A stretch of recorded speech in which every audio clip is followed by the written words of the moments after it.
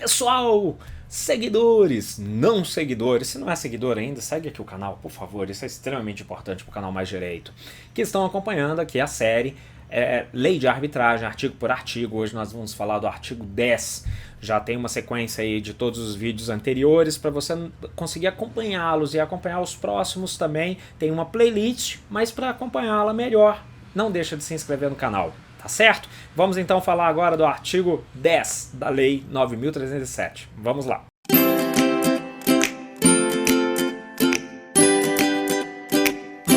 Pessoal, o artigo 10 da Lei 9.307, ela aborda quais são os requisitos mínimos. Se são mínimos, quer dizer que as partes podem estabelecer outros. Inclusive o artigo 11, ele tem alguns pontos que são importantes que estão lá pré-estabelecidos. Nesse artigo 10, a gente trata a respeito dos requisitos mínimos das partes, das informações que constam lá no compromisso, inclusive das partes, como eu acabei de mencionar. Então o artigo 10 ele tem uma redação que é o seguinte: constará obrigatoriamente do compromisso arbitral, ou seja, a inexistência de algum desses pontos no compromisso arbitral poderá levar à sua invalidade. Os requisitos que lá estão expressos têm, no inciso 1, o nome, profissão, estado civil e domicílio das partes. Isso se refere a Esse daria um indicativo inicial de que se trata só de pessoas naturais, porque tem lá profissão, por exemplo, tem lá o estado civil, mas não, as pessoas jurídicas obviamente também podem ser parte de um compromisso arbitral e as informações, os dados devem ser completos. Aqui é importante lembrar que as partes devem ser capazes de participar de um compromisso arbitral. O inciso 2, ele trata a respeito do nome, profissão e domicílio do árbitro ou dos árbitros, ou, se for o caso, a identificação da entidade a qual as partes delegaram a indicação dos árbitros. As partes devem indicar no compromisso arbitral todas as informações relacionadas ao árbitro. Se é árbitro único, se é tribunal arbitral, qual a qualificação do árbitro. Lembrando que o árbitro, diferente das partes, que podem ser pessoas físicas ou jurídicas, o árbitro será sempre uma pessoa natural, sempre uma pessoa física.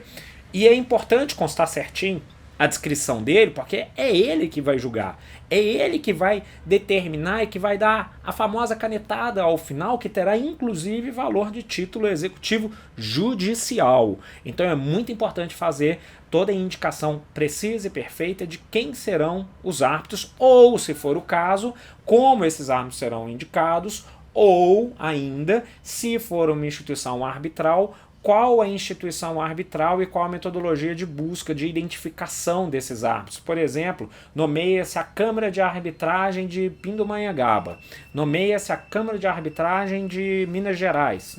Nem sei se existe uma Câmara na cidade de Pindamonhangaba, nem sei se existe uma Câmara do Estado de Minas Gerais com nome, tá? Relacionado ao Estado de Minas Gerais. Só a título exemplificativo.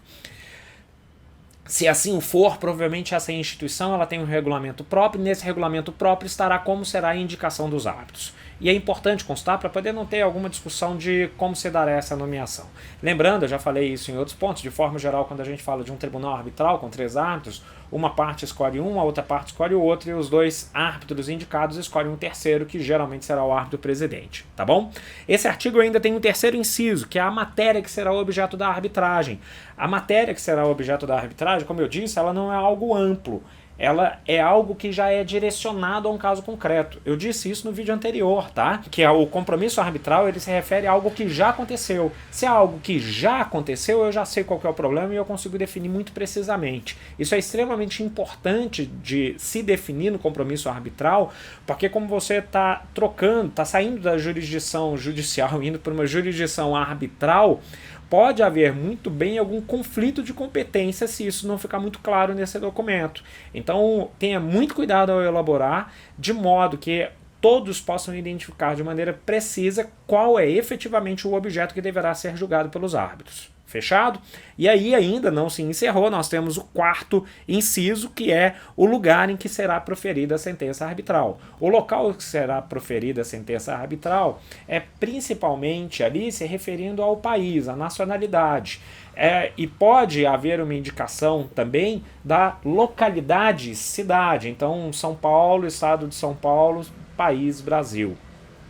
É muito importante identificar essa localidade para saber qual que vai ser, de forma geral, a competência aqui no Brasil. Se a competência vai ser uma competência para, por exemplo, quando eu falo competência, vou resumir aqui de uma outra forma, eu quero dizer o seguinte: se a sentença for proferida no estrangeiro, ao executar essa decisão no Brasil, será necessário passar pelo aquele trâmite mais burocrático lá de homologação da sentença estrangeira aqui no Brasil. Por outro lado, se a sentença tiver sido proferida aqui no Brasil, não tem problema nenhum, ela pode ser executada diretamente e não precisa de nenhum tipo de homologação. Há casos, inclusive, em arbitragens internacionais, que mesmo quando o procedimento é conduzido no exterior, as partes brasileiras, por exemplo, definiram isso, escolheram uma arbitragem no exterior, elas podem muito bem incluir que o local da sentença, não do procedimento, é o Brasil. E aí essa sentença, mesmo tendo todo o curso do procedimento